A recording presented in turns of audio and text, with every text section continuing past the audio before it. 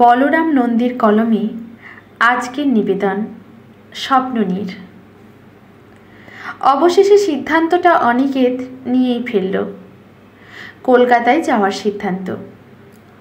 কিছুটা বাধ্য হয়ে এই কঠোর ডিসিশন নিতে হলো।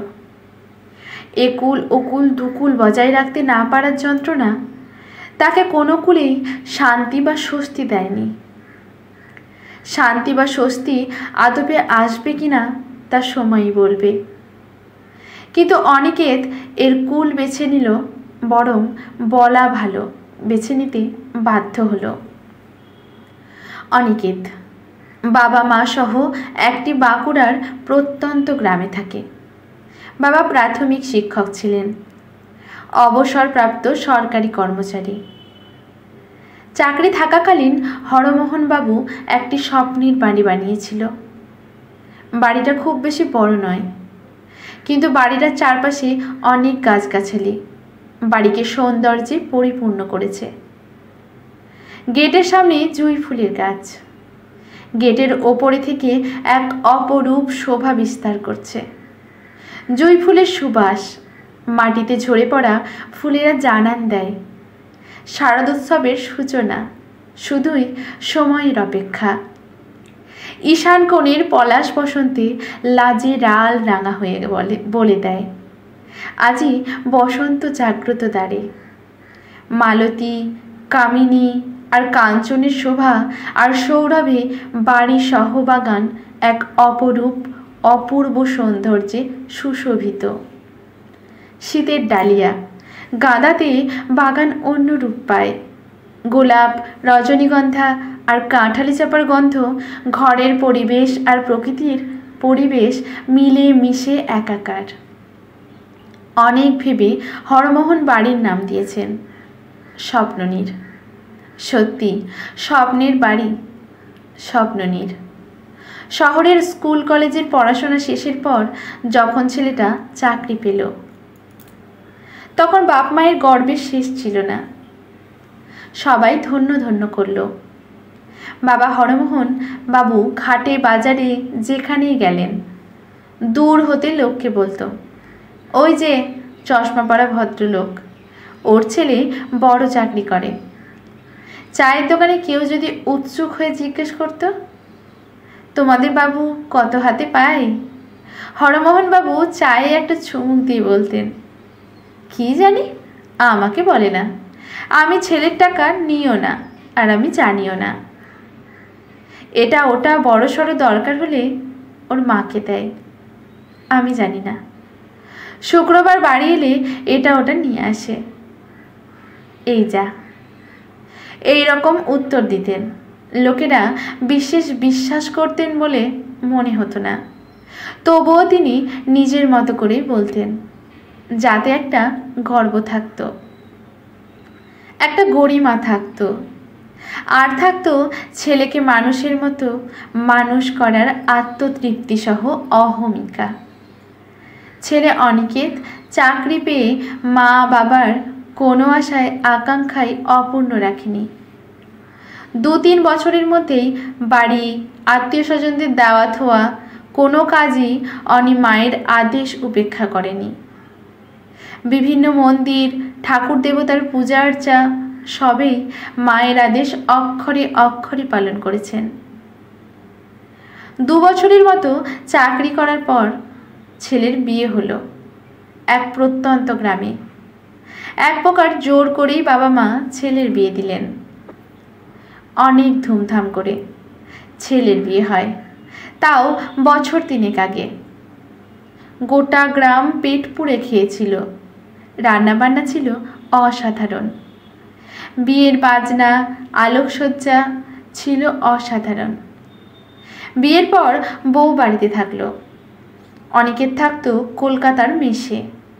প্রত্যেক শুক্রবারই বাড়ি আসতো, আবার সোমবার কলকাতার উদ্দেশ্যে রওনা দিত। এরকম করেই বছর 2 চলল। কিন্তু অনিকেতের বউ সঞ্চিতা বাড়িতে একঘেয়েমি থাকতে পছন্দ করল না। শ্বশুর শাশুড়ি যে তাকে অপছন্দ করত বা কথা শোনাতো সেই রকম নয়, তবুও অনিকেতের অনুপস্থিতি তার ভালো লাগতো না। অনিকেতকে বহুবার বলেছে, কিন্তু বাবা মায়ের মুখ চেয়ে অনিকেত কিছুই করতে পারেনি, আবার মুখ ফুটে কিছু বলতেও পারেনি। সঞ্চিতা অনিকেতকে বহুবার বলেছে তাকে কলকাতায় নিয়ে যাওয়ার কথা, কিন্তু অনিকেত বিশেষ পাত্তা দিত না। কিন্তু সেদিন সঞ্চিতা বেডরুমে গিয়েই অনিকেতকে বলল, তোমার কাছে আমাকে নিয়ে চলো, আমার এখানে একেবারেই ভালো লাগছে না, প্লিজ কিছু একটা করো। আর না বলো না। অনিকেত উত্তরে বলল, দেখছি কি করা যায়। আমারও খারাপ লাগে, কিন্তু বাবা মাকে কি করে বলি বলো তো। সঞ্চিতা চোখের জল মুছতে মুছতে বলল, আমি অত সব বুঝি না, আর বুঝতেও চাই না। তোমাকেই কিছু একটা উপায় বের করতে হবে।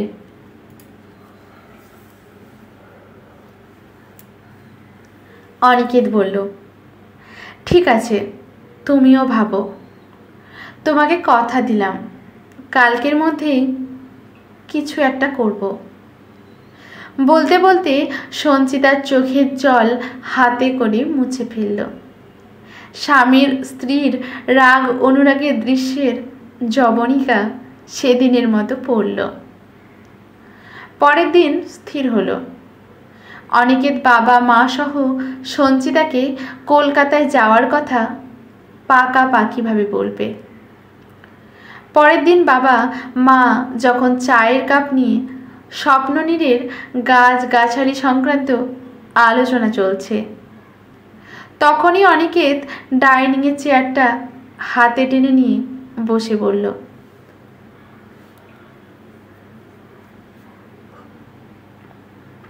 বাবা মা, তোমাদের একটা কথা বলতে চাই, আমাকে ভুল বুঝবে না বলো। মা বলল, শুধু শুধু কেন ভুল বুঝবো, বল কি বলতে চাস। কয়েক সেকেন্ডের নীরবতা সকলকেই গ্রাস করল।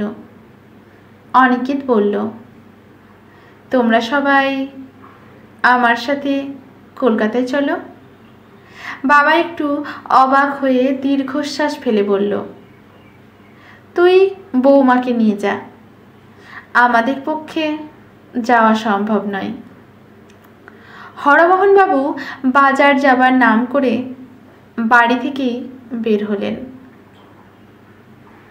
মা ছেলের কাঁধে হাত রেখে বলল, তুই কিছু ভাবিস না, বৌমাকে আমি সব রান্নাবান্না শিখিয়ে দেব, কিছুই অসুবিধে হবে না।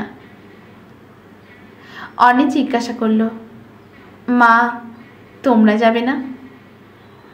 না রে, তোরা আগে যা, তারপর পরে আমরা যাব।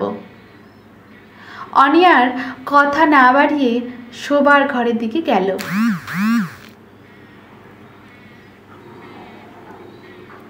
অনির সাথে সঞ্চিতার মুখোমুখি দেখা হলো, কিন্তু ওই কোনো কথা বলল না।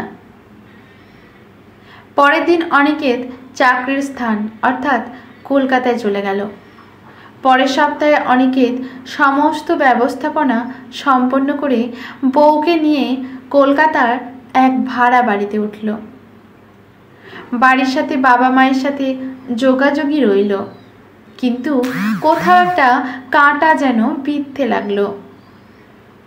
বাবা মায়ের সাথে অনেক কথাবার্তা হলো, কিন্তু বাবা মা যেন অনুভব করলো ছেলে অনেক বড় হয়ে গেছে, হাতের বাইরে চলে যাচ্ছে। উল্টো দিকে অনিকেত ভাবল, বাবা মা তার অবস্থা বুঝল না। কিন্তু অনিকেত ছাড়ার ছেলে নয়, সে বাবা মায়ের স্বপ্নের স্বপ্ননীর সে নষ্ট করবে না। স্বপ্ননীর শুধু একটা বাড়ি নয়, একটা স্বপ্ন, যে স্বপ্ন বাবা মা ছেলে মেয়ে একসাথে থাকার, ভালো থাকার স্বপ্ন। বছরখানেক পর অনিকেত বউকে নিয়ে স্বপ্ননীরে এলো। মা বাবা খুব খুশি হলো।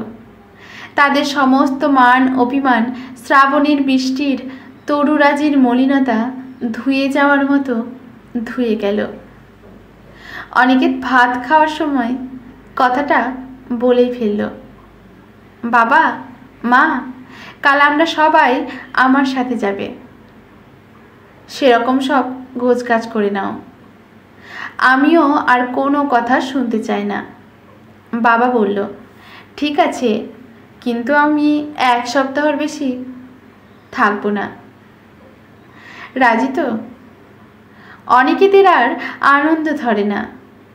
ঠিক আছে।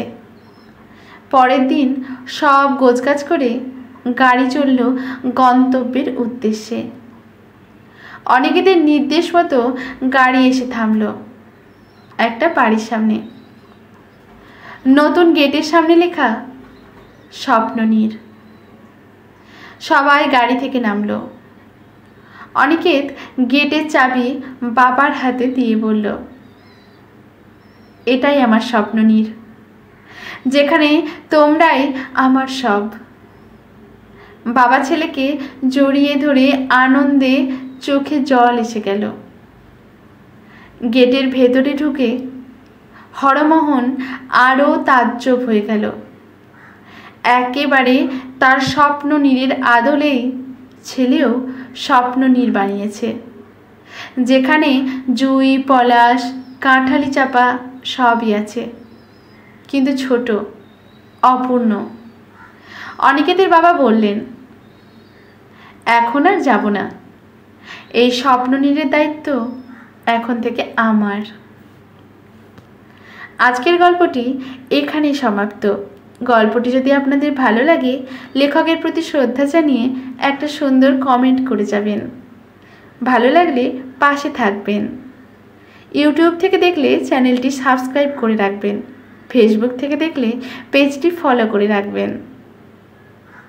আপনাদের কমেন্টের মাধ্যমেই তো উৎসাহ পাই নতুন নতুন গল্প প্রতিস্থাপনা করার।